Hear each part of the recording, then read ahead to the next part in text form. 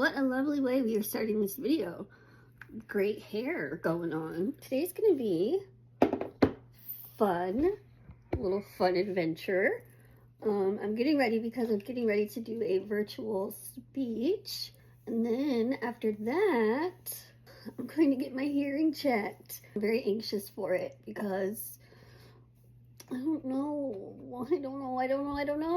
So while I'm gonna take you along me for my day, hopefully it's not super boring, but I was also planning on doing a Q&A video because I asked you guys to ask me whatever questions you wanted, and I got a ton of questions, and I was going to make a separate video, but then I didn't like it. In between whatever I'm doing today, I'm just gonna answer some questions. How does that sound? 2 in 1, a vlog-ish kind of thing and Q&A. The number one question I was asked over and over and over was, how am I doing? And to be honest, overall, I'm doing really well. Really, really well. I'm doing well. Today I'm going to get my ear checked to see if I have hearing loss or what's going on. So I'm pretty nervous about that, to be quite honest. So far, my doctor's appointments have been going well. I have my hearing one this week, and then next week I have a fibro scan. I think that's what it's called. Pretty sure it's what's called, fibro scan of my liver. So we'll get a better look at that and go from there. Hello, Lizzie. It's so wonderful Hi. to see you. Nice Thank to you see so you much too. for being here with us today. Of course. Thanks for having me.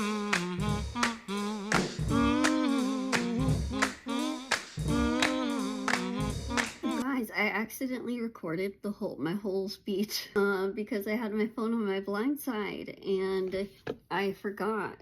Well, my phone was like over here and I couldn't see it, and I forgot that I pressed record and I was gonna press stop and I didn't, so I recorded the whole thing. I love speaking. I love my job, you guys. It's really great. I love it. I love that I can do virtual speeches thanks to the pandemic, because before I only did in-person ones, but now I get to do virtual ones too. So now I have a little break. Oh, let me answer a question. I'll answer a question. Will you ever go back to doing regular vlogging on YouTube?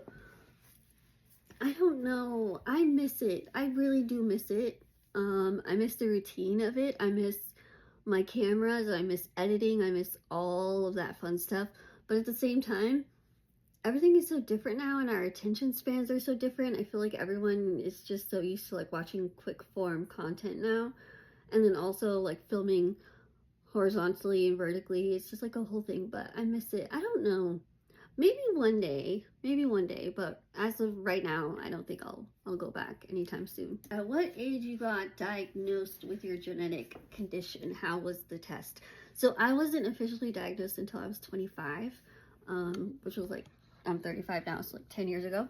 My parents used to take me to genetic doctors a whole lot when I was younger, and I would go and I would stay at hospitals and during spring break and stuff and see a whole lot of different doctors and do a whole bunch of tests, and everything came back normal. So it was very hard for me because I was like, I'm there forever and everything's like, you're not finding anything. So my parents let me decide whether I was going to keep going or take a break, but I took a break because I was living such like a normal life, I guess. I've been told so many times that they have an answer and like, this is what you have, but then I get all my hopes up and then they're like, oh no, you don't have that because you don't have all the characteristics like enough to say this is what you officially have. So it got to a point where I just said, I won't believe anyone until like my doctor says, come to this conference room and sit down so that I can tell you this is exactly what you have. Like, don't tell me anything until that moment. And they did when I was 25. And so I got my condition, and it's not genetic. So my parents never gave it to me. Like, there's no way at all that I got it passed down to me. So to me, that means I was absolutely meant to have it. I took a break from all of that since then, but now I'll probably be like doing a whole nother series about this, but I'm actually going to be going back to a new genetic doctor in September, which is actually a really, really big deal. I won't go into detail about that quite yet, but just know it's bringing up a whole lot of mixed emotions for me already. I'm going to take you guys along with the journey for that. Yeah, I'm gonna be going back into that world. Doing a day, spend the day with me video. So say hi. I'm supposed to be. I finished my appointment. I'll have to tell you guys about it. Now, with my dad. We were gonna pick up food, but now we're gonna go inside and eat. And look, he loves the Longhorns. He thinks he's on the team. Okay, your shirt, your Crocs, and your you're on the team. What are you doing to my steak? Cut it up like a little baby bird bites. So I don't choke. You guys want to meet my brother's dog? This is her. This is Georgia. Say hi, Georgie. Say hi, Georgie. Say hi, Georgie. So I guess I'll just finish this little video hangout with me video thing with this last question. I don't have it in front of me on the screen. I'm going to put it in the video when I edit, but right now I don't have it in front of me. But I'm pretty sure it asked something about having panic attacks in public. And I have had a panic attack in public. One very significant one that happened when I was in Mexico.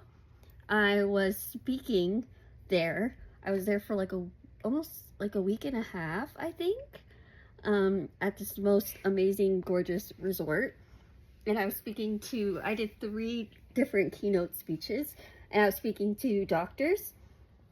And this was right after the pandemic, and I had to be away from people for a very long time. So I don't know if you remember, if you had like a weak immune system like I did, and you had to stay away from people, and then once you like reintegrated back into the world, it was very strange. That's what I was dealing with at the time. And I remember going back out into public, and everything just felt so loud. People just were like loud, and they were everywhere, and then they felt like they were too close even though they weren't, and it was like a whole thing.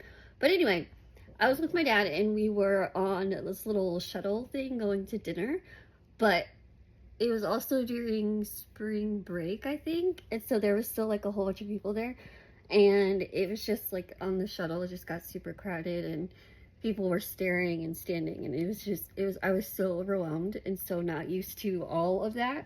And so I had my first pretty bad panic attack in public, and it was not fun. It was not fun, and it ended up affecting me for like the rest of that night and the day after, and it was not great. So if you suffer from panic attacks on a regular basis, I'm very sorry. They're not something that is enjoyable, but yes, I have had them, and luckily I haven't really had anything like on that level since then. Thanks for hanging out with me today. This very odd day of doing a virtual speech and then going to the doctor and going to lunch and somehow answering questions in between everything else. Right, Georgie? Alright, see you guys later. Bye!